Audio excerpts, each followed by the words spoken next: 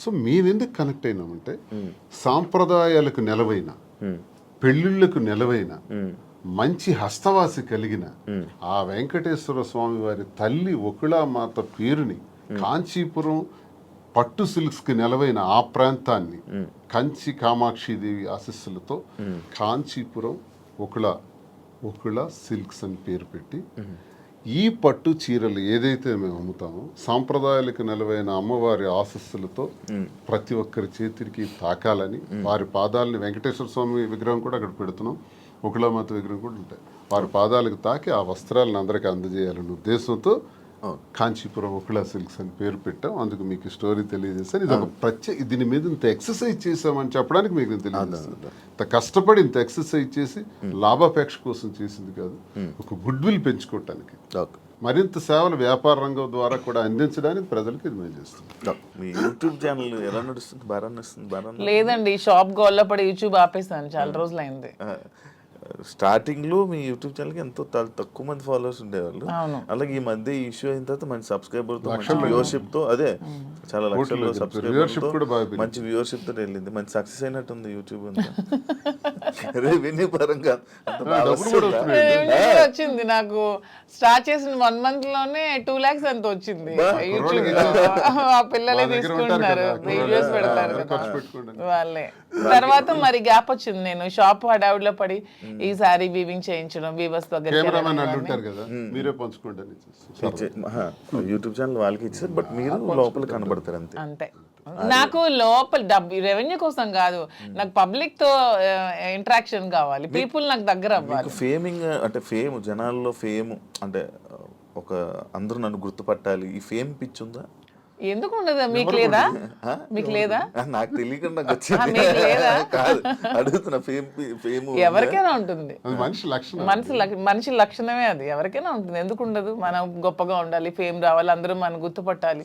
సినిమాలో నటించాలని కోరికలు ఉన్నాయి? సినిమాలో నటించాలని కోరిక కూడా ఉంది నాకు. ట్రై చేస్తున్నా. లేదు, ఇంతవరకు ఎప్పుడు ట్రై చేయలేదు, చూద్దాం ఎప్పుడైనా. సినిమా మీ ఇద్దరేనా? అలానే కాదు, నాకు మంచి అంటే విలన్ క్యారెక్టర్లు చేయాలని ఉంది, మంచి విలన్ రోల్స్. అలా. సీరియల్స్ చూస్తారా? లేదు, సీరియల్స్ అలవాట్లేదు. నేను ఎంతవరకు ఎప్పుడు ఒక సీరియల్ కూడా చూడలేదు. ఓకే. మీరు పంపిస్తారా సినిమా యాక్టింగ్ ఇండస్ట్రీలో?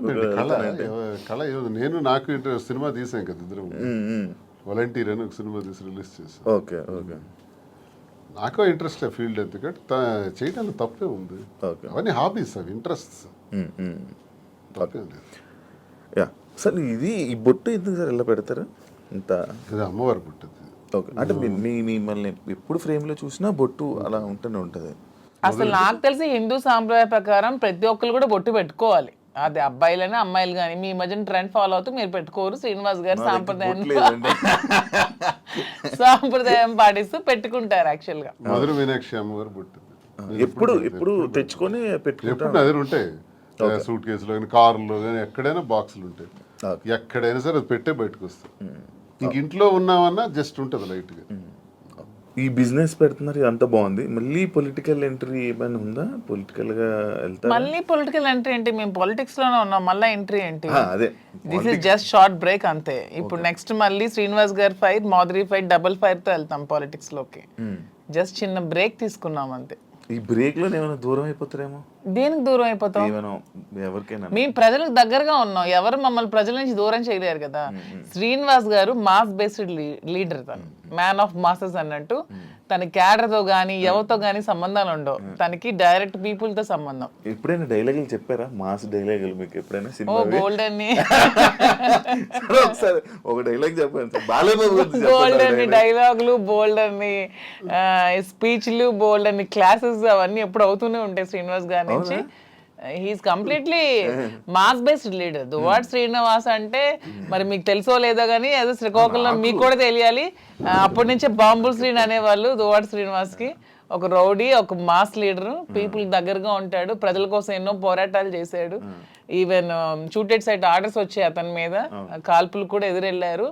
అలా పోరాట యోధుడు అతను. అతన్ని ఎవరు బీట్అవుట్ చేసి రాజకీయాల నుంచి తప్పించే ఇది కూడా ఎవరికి ఉండదు. అవన్నీ జస్ట్ ఇది చిన్న బ్రేక్ తీసుకున్నాను. మాస్కే చూసి పడిపోయి ఉంటారు. మాక్సిమం శ్రీనివాస్ గారిలో నాకు ఈ వ్యక్తిత్వం ఇష్టం అని చెప్తాను ఏమేమి కదా. నచ్చింది సార్లు, మీకు ఏం నచ్చింది మామూలుగా? హీఈస్ వెరీ హానెస్ట్ అండి. ఎప్పుడు కూడా నాకు తెలిసి ఇంతవరకు నేను ఈ 5 years నేను రాజకీయాలు ఉన్నప్పుడు ఎంతో మంది వచ్చి అతని దగ్గర మేము ఇవి ఇస్తాం, ఎంత డబ్బులు ఇస్తాం, మాకు ఇది చేయండి, మాకు ఇది ఇస్తాం, మీ ట్రాన్స్ఫర్ చేయండి అన్నప్పుడు ఏ రోజు కూడా 1 రూపీ కూడా ఎవరి దగ్గర కూడా ఆశించని వ్యక్తి ఎవరైనా ఉన్నారంటే పాలిటిక్స్ లో దువ్వాడ శ్రీనివాస్ ఒక్కలే. ఈవెన్ కాకరాపల్లి అప్పుడు థర్మల్ పవర్ ప్లాంట్ ఉద్యమంలో కూడా తనకు 20 crores తెచ్చి ఆఫర్ ఇచ్చారు కంపెనీ వాళ్ళు. అది తృణోపాయంగా కాదనుకున్నారు. ఆ టైంలో తీసుకుని ఉంటే ఎలక్షన్లో అప్పుడే గెలిచేవాళ్ళు. అతను అవతల పార్టీ వాళ్ళు తీసుకున్నారు, ఆ చిన్నాడు వాళ్ళు గెలిచారు. ఆ టైంలో 1 రూపీ కూడా లేకుండా ఎలక్షన్లో పార్టిసిపేట్ చేస్తారు. కానీ ఏ రోజు కూడా లంచాలకి ఎప్పుడు కూడా తను తలొగ్గలేదు. దానికి అతీతంగానే పనిచేశారు. చాలా హానెస్ట్గా ఉండి ఎప్పుడు అబద్ధాలు చెప్పరు, స్ట్రైట్ ఫార్వర్డ్. ఎవరు ఏదైనా ప్రత్యర్థుల మీద విరుచుకు పడతారు, చాలా ఫ్రాంక్ గా ఉంటారు. తన నమ్ముకున్న నాయకుడి కోసం ఎంతవరకైనా వెళ్తారు. జగన్మోహన్ రెడ్డి అంటే అతనికి చాలా ఇష్టం, దైవ సమానులుగా భావిస్తారు. అతని కోసం మానవ బాంబులా కూడా ఉంటారు. అంటే అతని కోసం జగన్మోహన్ రెడ్డి కోసం అటాక్ అంటే వెళ్ళి ఎదురుగా నిలబడమన్నా నిలబడతారు. నమ్ముకున్న వ్యక్తి కోసం ప్రాణం ఇచ్చే టైప్. సో ఇంత మంచి క్వాలిటీస్ ఎవరిలో ఉంటే ఎవరైనా ఇష్టపడతారు. ఒక పాయింట్ మధ్యలో, శ్రీని గారు అబద్ధాలు ఆడరండి? అస్సలు ఆడరు. మీరు ఎప్పుడు అబద్ధం ఆడలేదు మీ వైఫ్ వాణి గారి దగ్గర కానీ అక్కడ? నేను అబద్ధం ఎప్పుడు? దేనికి ఆడాలి?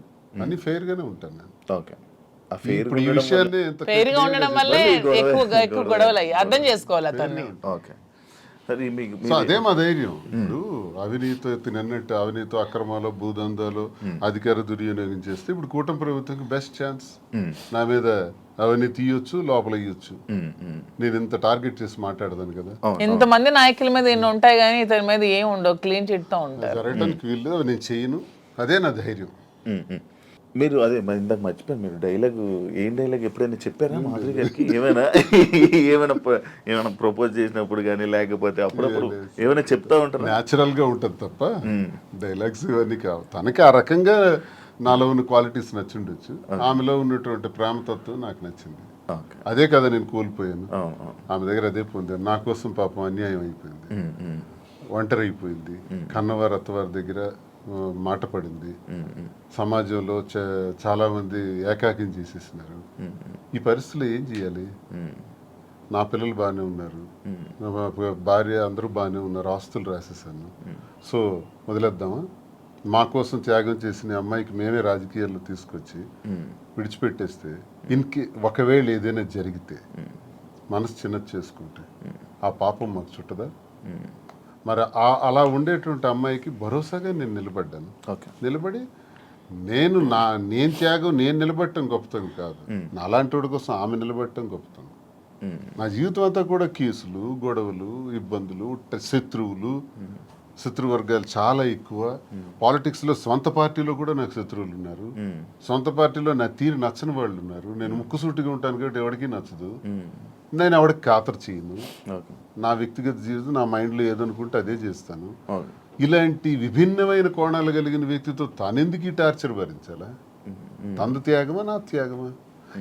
ఇన్ని బాధల మధ్య నేను భరోసాగా ఉండి మేము కలవాల్సిన పరిస్థితి వచ్చిందే తప్ప మేమేదో సమాజానికి చేసింది ఏదో ఇలా ఉండొచ్చా, ఇలా చెయ్యొచ్చా, ఇలా మీకే ప్రశ్నించబడిన వాళ్ళు చాలా మంది అనొచ్చు, ఏం సందేశం ఇస్తాడు ఇవన్నీ అంటే ఇది మా పరిస్థితి. అన్నీ ఎక్స్ప్లెయిన్ చేసాం. బాగుంది, దయచేసి విమర్శించేవాడు కూడా మీరు చాలా సందేశాలు మీవి తీస్తే బోల్డ్ ఉంటాయి.